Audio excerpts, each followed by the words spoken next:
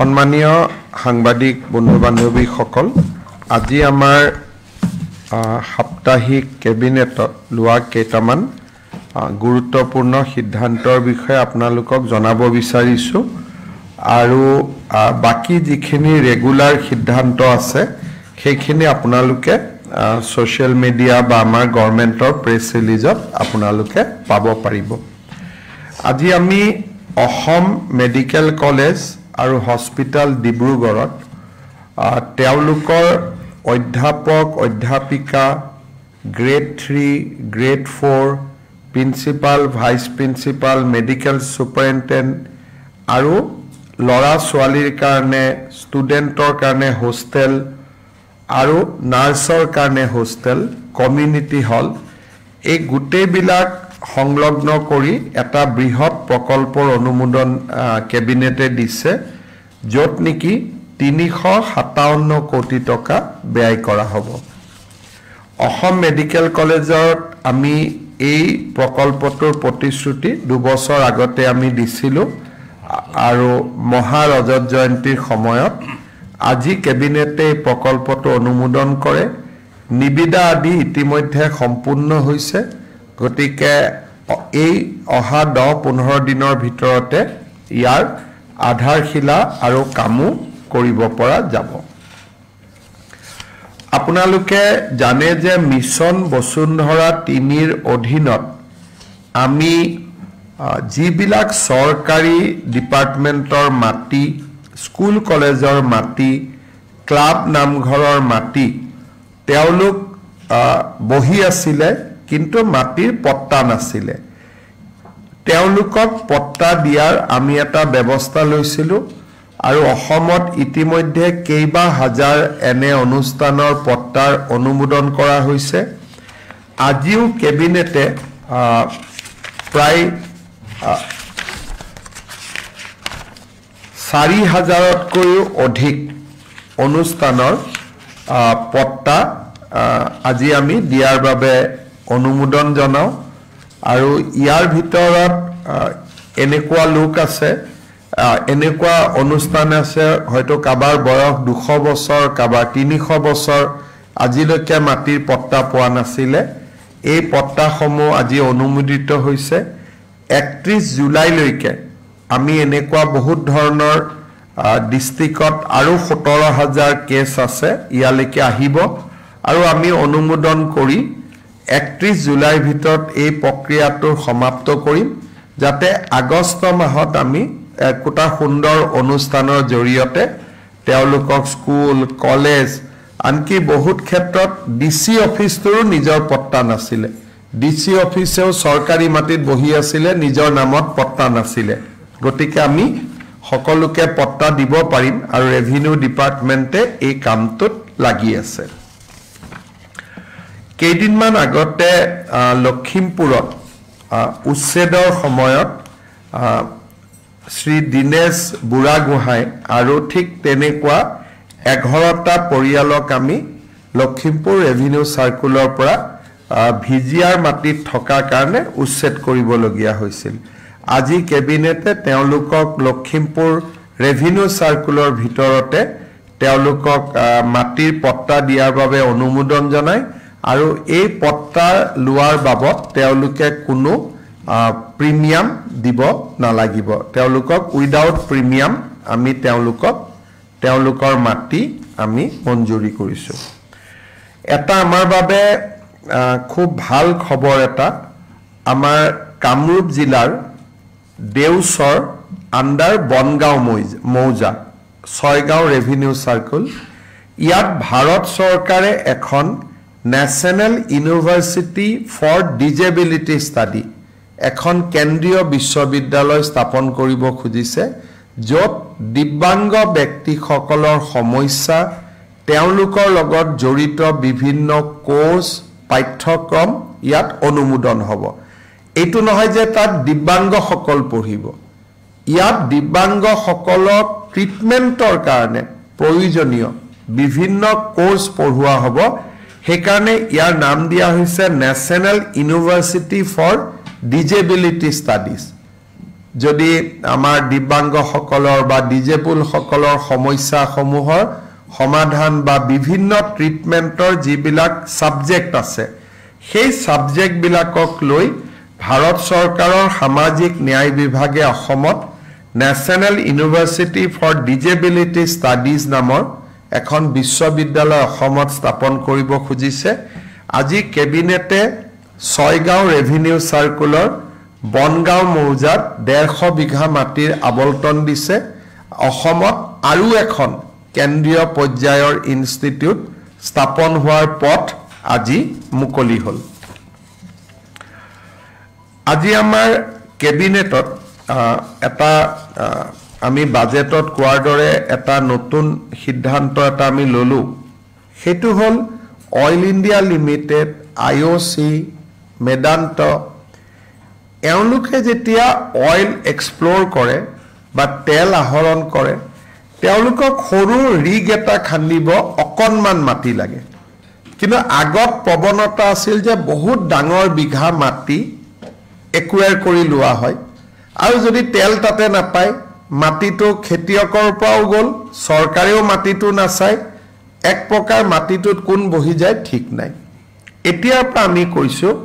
যে তেল আহৰণৰ কাৰণে আপোনালোকে ভূমি অধিগ্ৰহণ কৰিব নালাগে যিমান জাগাত ৰিকটো বহুৱাব লাগে মালিকৰ লগত ডাইৰেক্টলি কথা পাতি লওক সৰকাৰ ইয়াত তেতিয়া সোমাব যেতিয়া মালিক আৰু আপোনালোকৰ কথা বতৰা ফেইল হ'ব আদাৰৱাইজ মালিক আৰু আপোনালোকে মিলি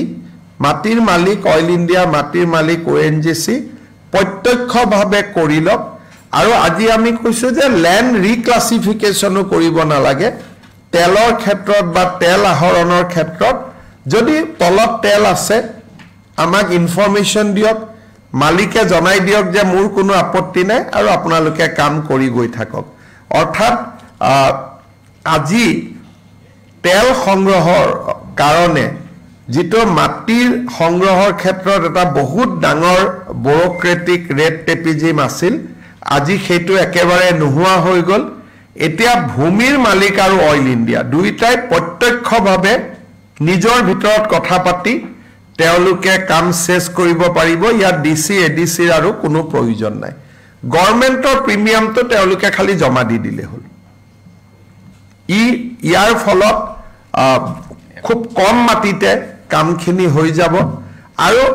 DC SB ADC land acquisition এই প্ৰক্ৰিয়াবিলাক নাথাকিলে মানুহে খুব সাধাৰণভাৱে এই কামবিলাক কৰিব পাৰিব গতিকে আজি আমি সিদ্ধান্ত লৈছো কিন্তু কৰবাত যদি তেল আছে মাটিৰ মালিকৰ লগত অইল ইণ্ডিয়াৰ সমস্যা হৈয়ে আছে সমাধান হোৱা নাই লাষ্টতহে ডিসি সোমাব আজি কেবিনেটত আমি চাহ উদ্যোগৰ 200 বছৰ সেলিব্ৰেশন যেটো আমি পালন কৰি আছো সেই সংক্ৰান্তত অসমৰ 7 লাখ চাহ শ্ৰমিকক প্ৰতিগৰাকী চাহ শ্ৰমিককে 5000 টকা কৈ দিয়াৰ বাবে এটা সিদ্ধান্ত লয় আৰু ইয়াত শ্ৰমিকৰ লগত চাহ বাগানত কাম কৰা কৰ্মচাৰী সকলেও ইয়াত এই 5000 টকাৰ এককালীন সাহায্য পাব 200 বছৰ চাহ উদ্যোগৰ কৃতজ্ঞতা হিচাপে আৰু ইয়াৰ বাবে কেবিনেটে 342 কোটি টকা অনুমোদন কৰে আৰু আপোনালোকে জানে যে স্কিমটোৰ নাম আমি দিছিলো এটিকলি দুটিপাত এই আঁচনিটোৰ বাবে প্ৰয়োজনীয় 342 কোটি টকা আজি আমাৰ ৰাজ্য চৰকাৰে মঞ্জুৰ কৰে এডভান্টেজ অসমৰ সময়ত মেদান্ত হস্পিটালে অসমত এখন চিকিৎসালয় স্থাপনৰ বাবে বুজাবুজিৰ চুক্তিত স্বাক্ষৰ কৰিছিল আজি কেবিনেটে তেওঁলোকৰ যিটো ইনভেষ্টমেন্ট প্ৰপোজাল আছিল 800 crores 800 কোটি টকা তেওঁলোকে গুৱাহাটীত ব্যয় কৰিব আজি কেবিনেটে সৰুসজাই ষ্টেডিয়ামৰ ঠিক লগতে থকা সৰকাৰি ভূমি আমি মেদান্ত হস্পিটালৰ কাৰণে আবলটন কৰাৰ সিদ্ধান্ত লৈছো আৰু তেওঁলোকে এটা নতুন সিস্টেম আনিব খুজিছে সন্মুখত মেদান্ত হস্পিটাল থাকিব লগত 100খন প্ৰসূতি আৰু শিশুৰ হস্পিটাল থাকিব আৰু লগতে এখন 5 ষ্টাৰো বহাব যাতে বাহিৰৰ পৰা মেডিকেল টুৰিজিমৰ কাৰণে যদি বাহিৰা ৰাজ্যৰ পৰা কোনোবা আহে যাতে 5 ষ্টাৰ খনতে তেওঁলোকে থাকিব পাৰিব আৰু ট্ৰিটমেন্ট ল'ব পাৰিব এইটো এটা অসমত মেডিকেল টুৰিজিম প্ৰতিষ্ঠাৰ কাৰণে ডাঙৰ এটা সিদ্ধান্ত লেমন ট্ৰি হোটেল বুলি যিখন আছে সেইখন তেওঁলোকে লগত লৈ আহিব 500 বেডেড হস্পিটাল হ'ব 100 বেডেড মাতৃ আৰু প্ৰসূতিৰ হস্পিটাল হ'ব আৰু লগতে লেমন ট্ৰি এখন তেওঁলোকে হোটেল স্থাপন কৰিব আৰু টোটেল 2700 স্থানীয় নিযুক্তি হ'ব It will pave way for 2,700 employment. এই গোটেই তেওঁলোকৰ লগত আজি আমি ইনভেষ্টমেন্ট যিখন আমাৰ উদ্যোগ বিভাগে এম্পাৱাৰ কমিটিৰ জৰিয়তে কৰে সেই ইনসেন্টিভ ল্যান্ড এলটমেন্ট এই গোটেইখিনি আজি আমি মঞ্জুৰি দিও এতিয়া তেওঁলোকে নিজৰ কাম আৰম্ভ কৰিব পাৰিব আমাৰ অসমত আপোনালোকে জানে যে তিনিটা পাৱাৰ ডিপাৰ্টমেন্টৰ কৰ্পোৰেচন আছে Assam power distribution company Assam electricity grid corporation আৰু আসাম পাৱাৰ জেনাৰেশন কৰ্পোৰেচন লগতে চৰকাৰে বিভিন্ন জায়গাত আদৰ্শ বিদ্যালয় স্থাপন কৰি আছিল এই গোটেইখিনি কৰ্মচাৰীক এখেতসকল যদিও চৰকাৰী কৰ্মচাৰী নহয় কৰ্পোৰেচনৰ কৰ্মচাৰী লগত আদৰ্শ বিদ্যালয়ৰ শিক্ষকসকল 60 ইয়াৰ্ছলৈকে কন্ট্ৰাকচুৱেল কাম কৰে কিন্তু তেওঁলোককো আজি আমি ৰাজ্য চৰকাৰৰ মেডিকেল ট্ৰিটমেন্টৰ যেটো স্কিম লোকসেৱা আৰোগ্য যোজনা ইয়াত আমি ইনক্লুড কৰাৰ কাৰণে সিদ্ধান্ত লৈছো ইয়াৰ ফলত এই কৰ্মচাৰী সকলেও ৰাজ্য চৰকাৰৰ কৰ্মচাৰীৰ দৰে মেডিকেল ৰিইম্বাৰ্সমেন্ট পাবলৈ সক্ষম হ'ব তেওঁলোকৰ এটা বহুদিনীয়া দাবী আছিল এতিয়া তিনিটা পাৱাৰ কৰ্পোৰেচন আৰু আদৰ্শ বিদ্যালয় যেটো আমাৰ CBSE স্কুল চলাই হিদিনাখন মই মেডিকেল কলেজত লগ পাইছিল আপোনালোক আছিল তেওঁলোকৰ এটা দাবী আছিল আজি আমি সেই দাবীটো মঞ্জুৰ কৰিছো যে চৰকাৰী কৰ্মচাৰীৰ দৰে তেওঁলোকে এতিয়া লোকসেৱা আৰোগ্য যোজনাৰ সুবিধা ল'ব পাৰিব শেষত আজি কেবিনেটত আমি অসমত উদ্ভৱ হোৱা খৰাং সদৃশ পৰিবেশৰ বিষয়ে আলোচনা কৰো আৰু আমাৰ ইন্ডিয়ান মেটালজিক্যাল যেটো ডেটা হয় বা গ্ৰাউণ্ড ওয়াটাৰ কমিশনৰ যেটো ডাটা সেই ডাটা অনুসৰি যিকেখন জিলাত নৰ্মেলতকৈ কম বৰষুণ হৈছে সেই জিলা কেখনত আমি খৰাং সদৃশ পৰিবেশ সৃষ্টি হোৱা বুলি আমি জাননী দিব লাগিব আজি কেবিনেটে এই ক্ষেত্ৰত আমাক ইন প্ৰিন্সিপল অনুমোদন দিয়ে এতিয়া ৰেভিনিউ ডিপাৰ্টমেন্টে যিকেখন জিলাত খৰাং পৰিবেশ সৃষ্টি হৈছে হেকেখন জিলাত ড্ৰট লাইক সিচুৱেচন ডিক্লেয়াৰ কৰিব পাৰিব আৰু তেতিয়া আমি ৰাইজক কিছু ক্ষতিগ্ৰস্ত কৃষকক সহায় কৰিব পাৰিম আজি কেবিনেটে ৰেভিনিউ ডিপাৰ্টমেন্টক এই ক্ষেত্ৰত অথৰিটি প্ৰদান কৰে আজি জিলা নাম আহিছে আমাৰ কোকৰাঝাৰ বৰপেটা ধুবুৰী ওয়েস্টাৰ্ণ আসাম ওয়েস্টাৰ্ণ অসমৰ 5খন জিলা পশ্চিম অসমৰ 5খন জিলা আৰু তাতে আমাৰ ৰেইনফল ডেফিসিট 40% আছে এনে 20% ডেফিসিট হলে নৰমাল বুলি কোৱা যায় কিন্তু এতিয়া তাতে 40% ডেফিসিট হৈছে বাক্সা বৰপেটা ধুবুৰী বঙাইগাঁও এই জিলা কেখনত ৰেইনফল 40% ডেফিসিট হৈছে আৰু চৰাইদেউ জোৰহাট শিৱসাগৰত হোৱা নাই কিন্তু ডিব্ৰুগড় তিনচুকীয়াটো ৰেইনফল ডেফিসিট আছে এবাৰ ধানৰ খেতি অলপ এই কেখন জিলাত বেয়া হোৱাৰ সম্ভাৱনা আছে যদিহে বৰষুণ জুলাই আগষ্ট মাহত বৰষুণ নিদিয়ে কিবা যদি আপোনালোকৰ প্ৰশ্ন আছে কৰিব পাৰে ডিক্লেৰেচন পিছত স্যাৰ ফসল বীমা যোজনাৰ এটো পাব নেকি যদি বীমা কৰা আছে কিমান কৃষকে ফসল বীমা কৰিছিলে গভৰ্ণমেণ্টে ড্ৰপ ডিক্লেয়াৰ কৰি দিয়াৰ লগে লগে মানুহে বীমা ক্লেইম কৰিব পাৰিব কিন্তু ডিপেন্ড কৰিব তাৰ কিমান কৃষকে ফসল বীমা কৰিছিল এই গোটেইখিনি ৰেভিনিউ ডিপাৰ্টমেণ্টে ডিটেইলছ কৰি তেওঁলোকে নটিফিকেশ্যন জাৰি কৰিব যদি আপোনালোকৰ কিবা সুধিব আছে সুধিব পাৰে এটি কলি দুটি পাতত 5,000 টকাকৈ পাব 7 লাখ চাহ শ্ৰমিক আৰু চাহ কৰ্মচাৰী স্থায়ী অস্থায়ী দুইটাই পাব লখিমপুৰৰ উচ্চলিত পৰিয়ালকেইটা কিমানকৈ ভূমি দিয়া হ'ব তেওঁলোকক এক কথা 5 লেছাকৈ দিয়া হৈছে আৰু এটো উইদাউট প্ৰিমিয়ামত দিয়া হৈছে যি মাটি আছে তো তাতেই দিব আৰু অসমৰ মাটিটো তেনেকুৱাই আৰু অসমত মাটি নিদিলে যেনেকুৱা মাটিত আছিলে তেনেকুৱাই দিব আৰু মোৰ লগত তেওঁলোকে টেলিফোনেদি কথা পাতিছে তেওঁলোক খুব হেপি যি আছে দিয়া হৈছে যাক দিব লাগে যাক দিব নালাগে তাক দিয়া হোৱা নাই যাক দিব লাগে তাক দিয়া হৈছে সব দিয়া হৈছে 13 গৰাকী যদি সেই সবেই পাব যদি সেই জিলাৰ বাসিন্দা হয় কিন্তু যদি সাউথ সালমাৰাৰ বাসিন্দা কৰিমগঞ্জৰ বাসিন্দা তেওঁলোকে নিজৰ জিলাত গৈ আবেদন কৰিব পাৰে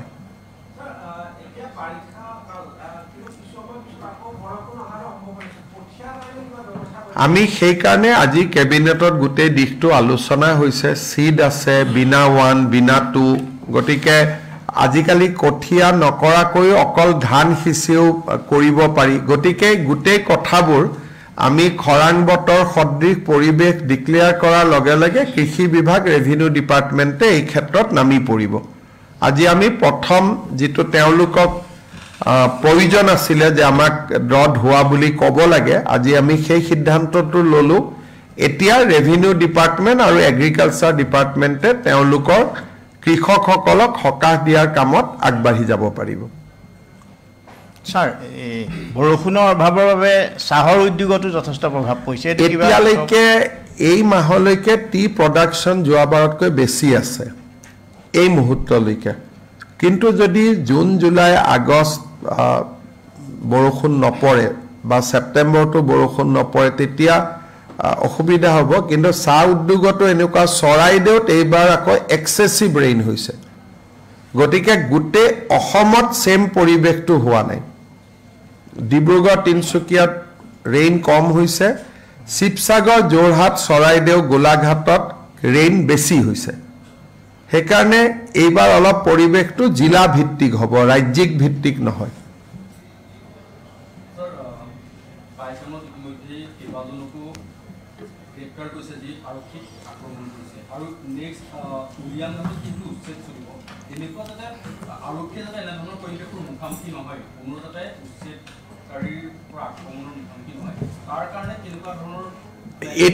এইটোৰ ক্ষেত্ৰত আপোনালোকে কংগ্ৰেছক ৰিকুৱেষ্ট কৰিব লাগিব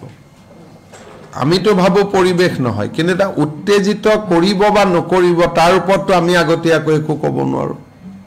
কালি যদি ৰাহুল গান্ধী এইবোৰ কৰি নগলহেঁতেন তেতিয়ালে সবটো ঘৰা ঘৰি গৈছিলে গতিকে এতিয়া মই মোৰ মানুহখিনিৰহে দায়িত্ব ল'ব পাৰিম কংগ্ৰেছে কৰিব নে নকৰিব উত্তেজিত আৰু উত্তেজিত কৰিলে কোনোবা উত্তেজিত হ'ব নে নহ'ব এই কথাটো মইতো কৈ থব নোৱাৰিম আপোনালোকক গতিকে পুলিচ সাজু হৈ থাকিব কোনোবাই যদি উত্তেজিত কৰে পুলিচে আইন সংক্ৰান্তত ব্যৱস্থা ল'ব কিন্তু কোনোবাই নকৰিব বুলিনো আমি কেনেকৈ ক'ব পাৰো আপোনালোকে কওক এতিয়া আপোনালোকে চাব দুদিন পিছত তেওঁলোকে ক'ব যে আমি ভূমিহীনক উচ্ছেদ কৰিছো এটো আপোনালোকে উৰিয়াম ঘাটৰ ফটো চাওক এই গুটেবোৰ তামুল পানৰ বাৰী तिब्बत ये लोड कर सकता है ये थोड़ा सा मनोज इसको लोड करके दिखा दो अपना लोग के इमान विशाल खेती कतो ने देखिब আৰু মানুহতকৈ মাটি একো একোজনে উৰিয়াম ঘাটত মাটি দখল কৰি থৈছে 500 বিঘা 300 বিঘা ये है आपका पास वीडियो है सर लगा दीजिए ना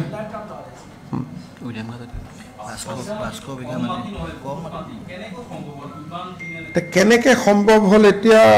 কি ক'ম এতিয়া আমি আগত অসমত এনেকুৱা এটা পৰিৱেশ আছিলে কোনেও আপোনালোকেও আজিলৈকে দেখুওৱা নাই পলিটিচিয়ানেও কোৱা নাই ডিচিয়েও কোৱা নাই এতিয়া ক'ব লাগিব যে অসমৰ মানুহে সাৰেণ্ডাৰ কৰি বহি আছিলে বহুত মানুহে যি কৰে কৰক বুলি If we talk about the Paikan violence that took place yesterday, it seems to be pre-planned as they came and thronged into the school. The school properties were also damaged, and many provocative speeches have been and statements have been found on social media. Is the Assam Police going to take action on those? We have already in Assam Police. Nothing is pending. We do not going to be. We took action immediately. So 10 people has already been arrested. So in our dictionary, we do not think of doing, we do not talk of doing, we did immediately 1 hour, 2 hours within the incident. So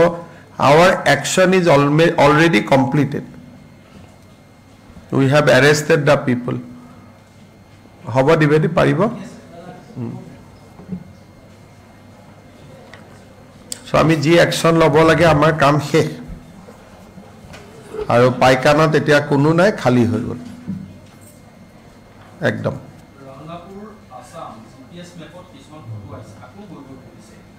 যাবগৈ আজি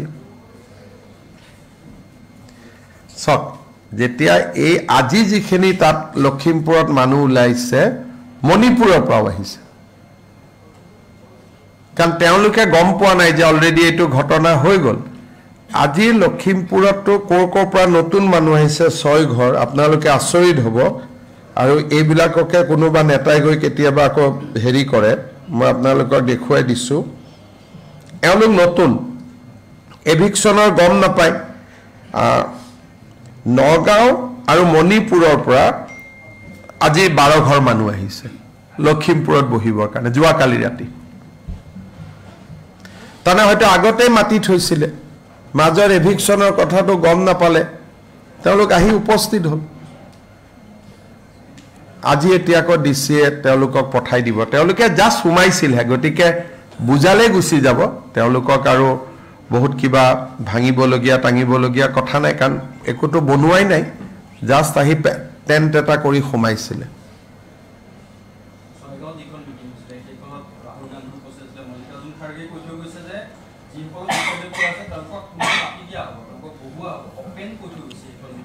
সেইকাৰণে ক'লো সেইখনৰ কাৰণে গণ্ডগোল হৈ গ'ল আৰু আপোনালোককো ৰাতিপুৱাই লৈ গ'ল গধূলিলৈকে বাছেদি লৈ গ'ল বাছেদি থৈ আহিলে ৰুমৰ ভিতৰত সোমাই থাকিলে কোনেও লগো নকৰিলে মই সেইটোও কণ্ডেম কৰিছোঁ লগত আমাৰ 18 গৰাকী সাংবাদিকক তেওঁলোকে ৰাতিপুৱাই গুৱাহাটীৰ পৰা লৈ গ'ল যে ৰাহুল গান্ধীয়ে ইণ্টাৰভিউ দিব সাংবাদিকসকল ৰাতিপুৱাই গ'ল যোৱাৰ পিছত মিটিঙৰ পিছফালে তেওঁলোকক জেলত থোৱাৰ দৰে বন্ধ কৰি থলে আৰু বন্ধ কৰি থৈ পেলাই উলাব নিদিলে দিনত ভাতটো খাব নাপালে আৰু গধূলি 7টা বজাত তেওঁলোকক ঘূৰাই লৈ আহিলে আৰু যি কেইগৰাকীক তেওঁলোকে নিনিয়া কেইগৰাকীয়ে মিটিংটো কাভাৰ কৰিব পাৰিলে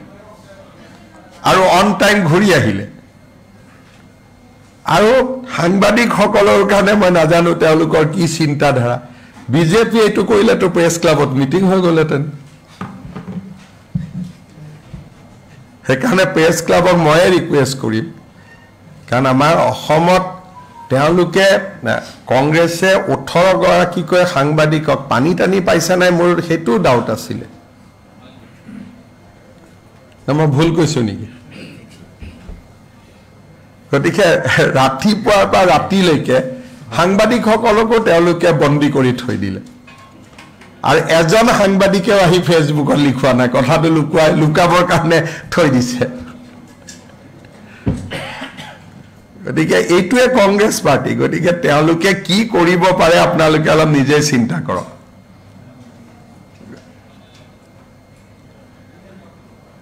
গতিকে 18 জনক লৈ গৈ ৰাতিপুৱাৰ পৰা গধূলি গোটেই কিন্তু মানিব লাগিব এজনেও আহি ফেচবুকত লিখা নাই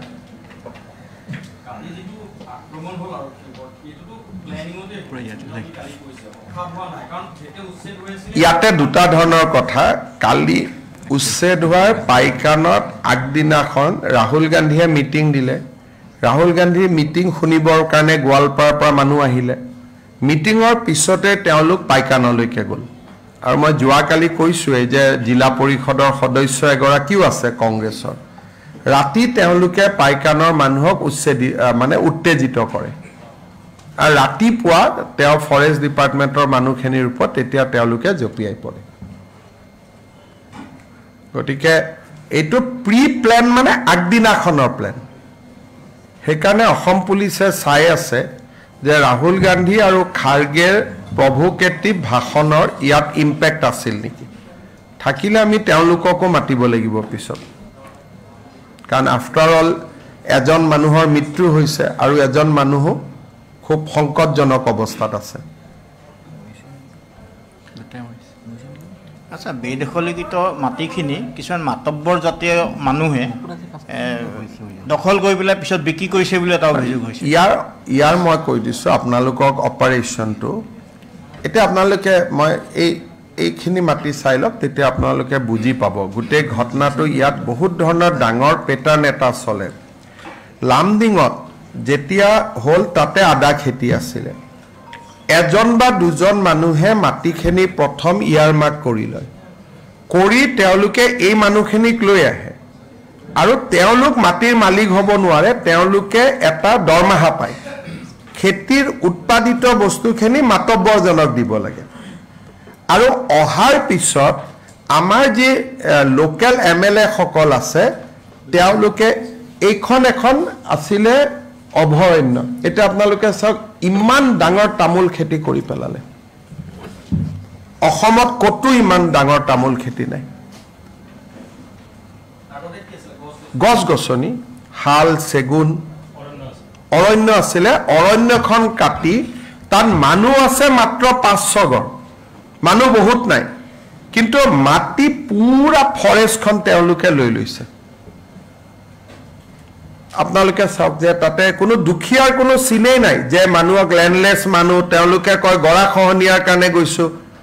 ইয়াত কোনো গৰাখহনীয়াৰ সম্পৰ্ক নাই আপোনালোকে চাওক কি ধৰণে আমাৰ অসমীয়া মানুহ আজি কাৰো হাতত ইমান মাটি নাই উৰিয়াম ঘাট লাহৰি ঘাট আৰু ঢিঙৰ আপোনালোকে চাওক এনেকুৱা তামোলৰ বাৰী ক'ৰবাত দেখিছে মানে অৰ্থনীতিটো কেনেকে দখল কৰি লৈছে আপোনালোকে নিজে চাওক আৰু গোটেইখন তামোলৰ বাৰী হাজাৰ হাজাৰ বিঘা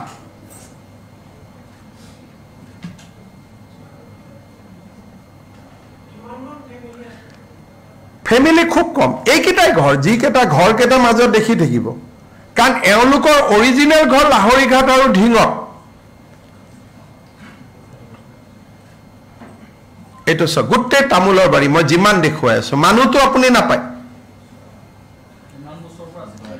এইটো 8 বছৰৰ পৰা কৰি আছে তেওঁলোকে যিখিনি মানুহ আছে তেওঁলোকে কৰা নাই তেওঁলোকে কৰা বেলেগ ইনভেষ্ট কোনোবাই এতিয়া চাওক এইটো ইয়াতে যিবিলাক মানুহে লৈ আহে তেওঁলোকৰ চলে এটা মাতব্বৰ চিষ্টেম এজন মালিক থাকে আৰু মালিকৰ আণ্ডাৰত মানুহ কেইজন থাকে কিন্তু যেতিয়া লাহে লাহে তেওঁলোক ভোটাৰ হৈ যায় MLA এটা পলিটিক্যাল পাৱাৰ হৈ যায় তেতিয়া লাহে লাহে মাতব্বৰীটোও আৰু নতুন মাতব্বৰো সৃষ্টি হয় তাৰ ভিতৰতে তেওঁলোকে গৈ আৰু নতুন মাটি দখল কৰিলে এইখিনি হল এনক্ৰোচমেন্ট মানুহ ইমান এইখিনি মানুহে আৰু এবাৰ তামোলৰ খেতিটো পুৰা দেখাওকচোন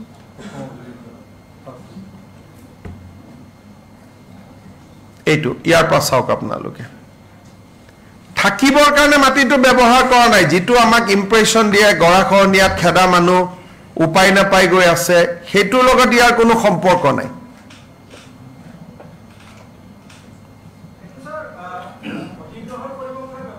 অধিগ্ৰহণ কেনেকে কৰিব এতিয়া মাটিৰ মালিকৰ পৰাহে অধিগ্ৰহণ কৰে আৰু এইটো ফৰেষ্টৰ মাটি আমিতো চৰকাৰে কেতিয়াও অধিগ্ৰহণ কৰিব নোৱাৰো ফৰেষ্টে নিজৰ মাটি কাৰ পৰা অধিগ্ৰহণ কৰিব তামোলখিনি ৰাখিলেতো বাকী মানুহ আহিয়ে থাকিব ফৰেষ্টত তামোল থাকিব নোৱাৰে ন ফৰেষ্টত শাল চেগুন ফৰেষ্টত তেতিয়াতো এইটোতো আপুনি আৰু তাতে তামোল ৰাখিলে তাৰ মালিক কোন হ'ব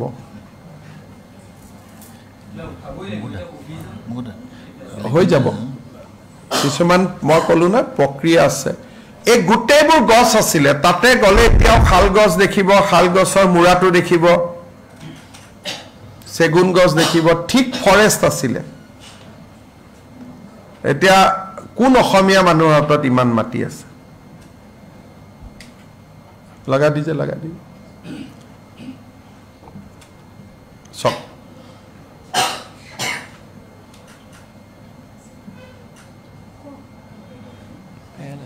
কাটি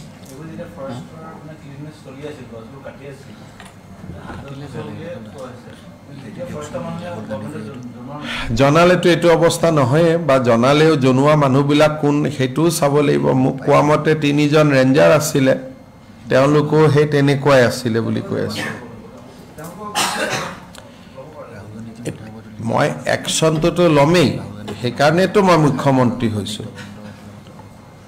সেইটো আপোনালোকক দেখুৱাইছোঁ কি আগত কোনোবা মুখ্যমন্ত্ৰীয়ে দেখুৱাইছিলে নেকি মইতো দেখুৱাইছোঁ আপোনালোক আহিব এভিকশ্যনৰ দিনা আমি একশ্যনো ল'ম আপোনালোকে একশ্যনো দেখা পাব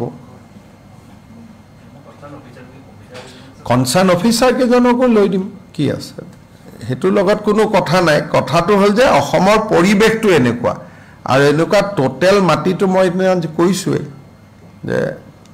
লাখ লাখ বিঘা মাটি এইবিলাকতো একোটা সৰু উদাহৰণে কৰিমগঞ্জ হাইলাকান্দিৰ ফালে গ'লেতো পাগল হৈ যাব আপোনালোক ইয়াত চব কাটি ৰাবাৰ লগাই দিছে গছবিলাক কাটি ওপৰৰ পৰা ড্ৰোনত সেউজীয়াই দেখি থাকি মানুহে ভাবে ফৰেষ্টেই চলি আছে যেতিয়া 5,000 10,000 ভোট হৈ যায় তেতিয়া লোকেল পলিটিচিয়ান বিলাকে ইলেক্ট্ৰিচিটিও লগাই দিয়ে স্কুলো বনাই দিয়ে সব কৰি দিয়ে অংগনবাদীও লগাই দিয়ে যেতিয়ালৈকে 200-100 থাকে তেতিয়ালৈকে একো নাপায় যেতিয়া 5,000 বা 10,000 ভোট হৈ যায় আজি জালুকবাৰীতে যদি 10,000 ভোট হৈ যায় মইনো কি কৰিম মই এটোৱে মনত ভাবি থাকো যে মোৰ জায়গাত এভিকশ্যন হ'ব নালাগে বেলেগত ধৰ হওক গতিকে যিহেতু তেওঁলোকে ভোটাধিকাৰটো পাই যায়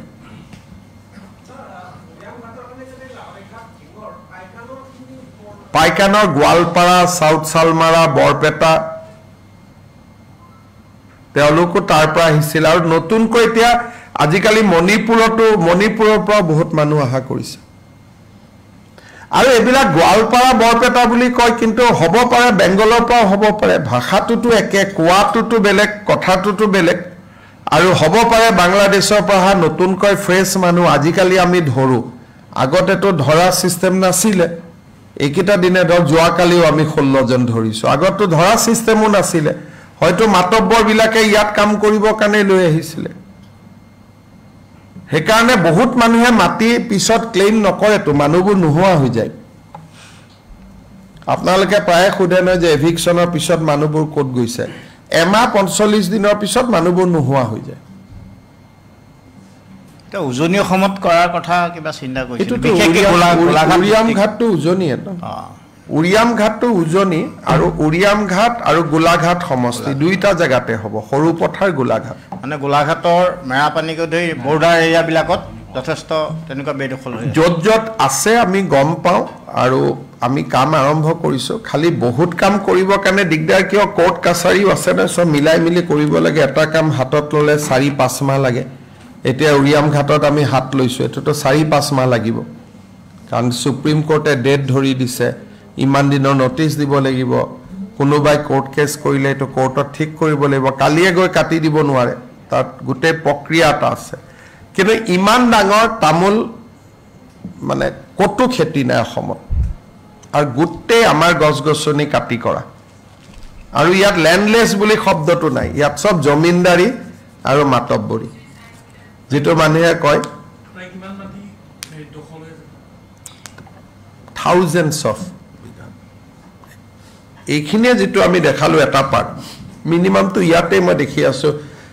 3-4 হাজাৰ বিঘা উৰিয়াম ঘাটত তাত মানুহ না যায় কাৰণ এটো একদম আসাম নাগাল্যান্ড বৰ্ডাৰ আৰু এইটো এভিকশ্যন কৰাৰ আগতে নাগালেণ্ডকো জনাব লাগিব কাৰণ এইটো DAB বুলি কয় গতিকে তেওঁলোকে সেইবিলাকো লিগেল আছে আপোনালোকে এইটো বিঘা আপোনালোকে নিজেই চাওকচোন কিমান বিঘাৰ কোনো মা বাপ নাই কোনো অসমীয়া মানুহৰ হাতত ইমান মাটি নাই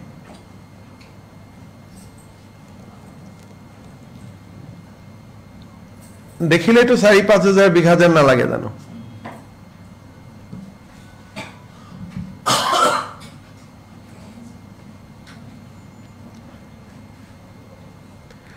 ইয়াতে তেওঁলোকে সুপাৰি বনায় মাইনমাৰৰ সুপাৰিটো ইমানলৈকে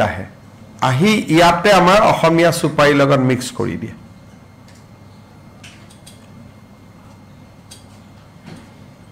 আৰু বহুত পইচা আছে যিবিলাক মালিক CM sir, one political question. The former Chief Minister of Chhattisgarh,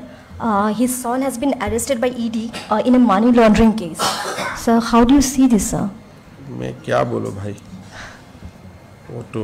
क्या ईडी का पास क्या है क्या नहीं है मेरा तो मालूम नहीं है सो ऐसे टिप्पणी करना थोड़ा सा मुश्किल है ठीक है सर आज रवींद्र भवनत তেওঁলোকে মানে শিল্পী সমাজৰ পৰা প্ৰতিবাদ কৰিছে তেওঁলোকৰ ৰবীন্দ্ৰ ভৱনটো পুনৰ লাগে আৰু তেওঁলোকে বিকল্প একো বিচৰা নাই আপোনাক ৰবীন্দ্ৰ ভৱনৰ মানে সেই মানে ৰবীন্দ্ৰ ভৱনটোত কি হৈছে মই এটো বন্ধ হৈ আছে আজি এস্টিমেট মিডলে বনাইছে তেওঁলোকৰ লগত ডিসকাস কৰিছে শিল্পীসকলৰ এখন কমিটি আছে তেওঁলোকে আমাৰ অবজাৰভেশন দিছে বিমল বৰাই ক'ব পাৰিব ৰবীন্দ্ৰ ভৱনটো ৰিনোভেশনৰ কাম চলি আছে আৰু কি কৰিব লাগে শিল্পীসকলে আমাক জনাইছে আৰু সেইমতে আমি কৰি আছো ৰিনোভেশন তেওঁলোকে আজি প্ৰতিবাদ কৰিছে বন্ধ হৈ আছে 3 বছৰ এনে ধৰণৰ কি আছে সোনকালে খুলি দিবলৈ সোনকালে খুলি দিব পাৰি কিন্তু কি আছে মই নাজানো চাই দিওক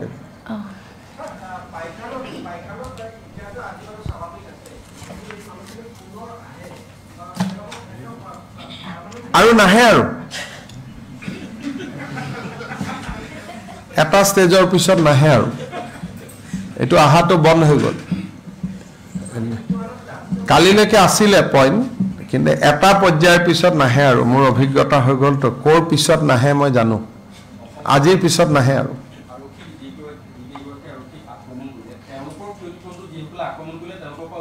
আমি হৈ যাব আমি তেওঁলোক গ'লে হ'ল আৰু আজি এতিয়া মুঠতে আৰু কোনো নাহে আৰু হেটো চেপ্টাৰ শেষ এতিয়া কান্দিলেও নাহে গৈ আৰু কোনো আৰু কান্দা কেজনো এতিয়া না যায় আৰু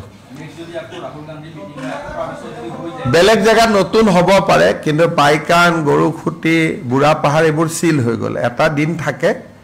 তাৰ পিছত এটো নাহে আৰু কাৰণ আজিৰ পৰাটো কোনবাই খুমালে ফৰেষ্টত উইদাউট পাৰমিশন খুমাব নোৱাৰে গতিকে আজিৰ পৰা নেতা বা কোনোটো খুমাব আমি অনুমতি নিদিও গভৰ্ণমেণ্টে প্ৰথম ষ্ট্ৰিক নহয় কাৰণ এইবাৰ হাইকোৰ্টেও আমাক কৈ থৈ দিছিলে যে মানুহখিনি কৰবাত নোযোৱালৈকে অন্তত টেন্টৰ সুবিধা দিব খোৱা পানী দিব গতিকে আমি এভিকশ্যনৰ পিছত অলপ মানৱীয়ভাৱে যি কেদিন থাকে থাকিব আৰু আমি প্লান্টেশন আৰম্ভ কৰো এতিয়া আমি কালি পৰখিৰ পৰা তাত প্লান্টেশন আৰম্ভ হৈ যাব নতুন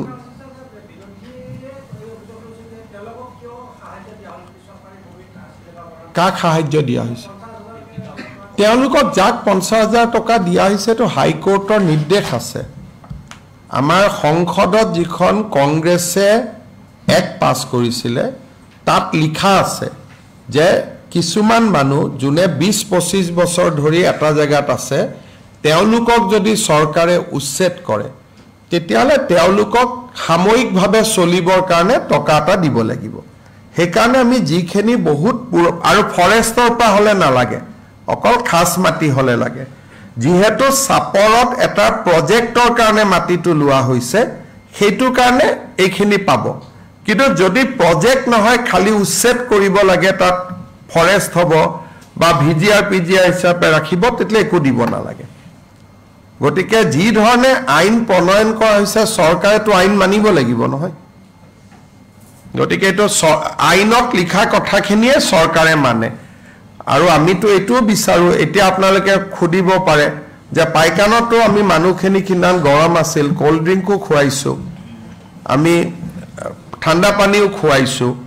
যদি তাত কোনোবা মানুহ পাগৰি গৈছে তাক পুলে মেডিকেলো ট্ৰিটমেন্ট দিছে গতিকে মানৱীয় কামখিনি যিমান প্ৰয়োজন হেতুটো কৰাটো কোনো এটা বেয়া কথা নহয়, হেতুটো ভাল কথা। আৰু প্ৰত্যেকটো এভিকশ্যনৰ এটা স্বৰূপ আছে। এটা নুমলীগড়ত আমি এটকাও দিব নালাগে কি উৰিয়াম ঘাটত, কাৰণ তাত গভৰ্ণমেণ্টে কোনো প্ৰজেক্ট নকৰে। কিন্তু যদি কোনোবা প্ৰজেক্টৰ কাৰণে মাটি লয় তাকতো দিবই লাগিব যি ধৰণে সুবিধা, মানে যদি দখলদাৰীও হয় সি জিৰাত পাব, তেনেকুৱা যি আইনত লিখা আছে আমি আইনৰ মতে কাম কৰিব লাগিব না। ফৰেষ্টত নালাগে, ভিজিআৰত নালাগে, প্ৰিজিআৰত নালাগে। এনে যেনেকৈ আমি গুৱাহাটীত শিলখাকুত উচ্ছেদ কৰিছিলোঁ, তেওঁলোককোতো আমি দিছোঁ, যদিও মাটিটো তেওঁলোক তাতে বহিহে আছিলে। গতিকে আমি যিটো আইনত যি লিখা আছে, আৰু এখন সংসদৰ আইন, কংগ্ৰেছৰ দিনতে পাছ হোৱা আইন, গতিকে আমি আইনৰ মতেতো যাব লাগিব। মুখ্যমন্ত্ৰীয়েতো আইন ভাঙিব নোৱাৰে।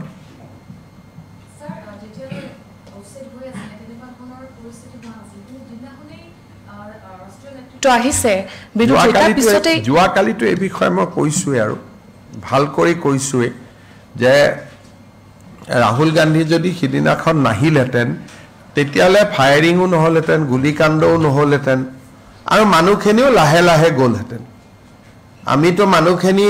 এভিকশ্যনৰ পিছতো 40-50 ঘৰ মানুহ তাতে আছিলে, আমি বাধাও দিয়া নাছিলোঁ, থাকক কেইটামান পিছত নিজে নিজে উঠি যাব বা আমিয়ে কৈ উঠাই দিম। উত্তেজিতটো কৰাৰ কাৰণে উত্তেজিত হ'ল না মানুহখিনি। প্ৰত্যেকটো ঘটনাত যেতিয়াই উত্তেজনা কৰিব কোনোবাই যায় বা উত্তেজিত বক্তব্য দিয়ে, তেতিয়াই এই মানুহসকলে হাতত লাঠি জোং লৈ চেষ্টা কৰে। গৰুখুটিটো একেটাই ঘটনা হৈছিলে। গতিকে এইটো পেটাৰ্ণ। যেনেকৈ বুঢ়া চাপৰিত যেতিয়া এভিকশ্যন হৈছিলে, আমাৰ কংগ্ৰেছৰ বিধায়ক এজনে গৈ উত্তেজিত কৰিলে, তেতিয়া পিছদিনাখন মানুহখিনিক লাঠি জোং লৈ খেদি আহিলে। কাৰণ এওঁলোকে বহুত পেপাৰ টিভি পঢ়ি থকা মানুহ নহয়, কোনোবাই গৈ উত্তেজিত কৰি দিয়ে, উত্তেজিত হৈ যায়। আৰু এটা তেওঁলোকৰ চাইকলজি আছে। তেওঁলোক য'ত থাকে জেগাখিনিত কংগ্ৰেছৰ পৰিৱেশ আছে নহয়, কাৰণ তেওঁলোকে এইকাৰণে ভাবে অহাবাৰ চৰকাৰখন কংগ্ৰেছৰে হ'ব বুলি। কাৰণ সেই জেগাবিলাকত এতিয়া চাপৰত যদি আপুনি থিয় হয় কংগ্ৰেছে লাগে, গোৱালপাৰাত থিয় হ'লে কংগ্ৰেছে লাগে যিখিনি জেগাত এভিকশ্যন হৈছে, বা ঢিং লাহৰীঘাটত থিয় হ'লে কংগ্ৰেছে লাগে।